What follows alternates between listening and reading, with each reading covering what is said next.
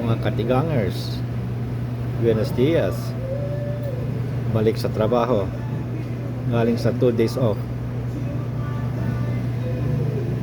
Ito, balik sa healthy food kunak ko the oatmeal, pero may sweet na naman doon kasi nainganyo ako kasi very colorful, kaya gusto kong tikman kung ano yan, ano ang pinapatong-patong doon, parang sapin-sapin eh.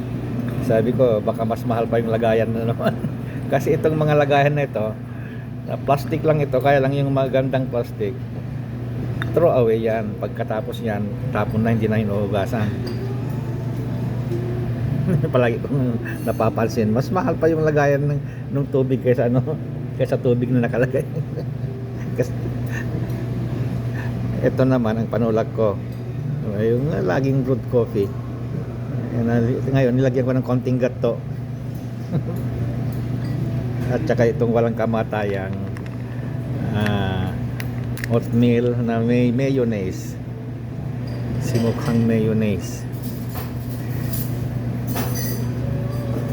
Ayan, lalagyan natin ng ng honey para maumpisa na natin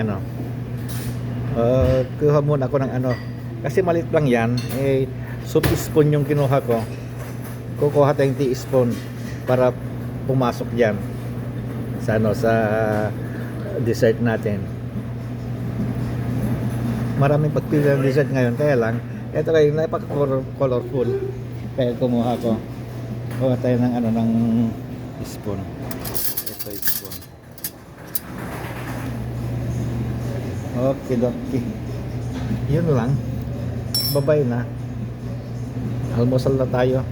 Bye.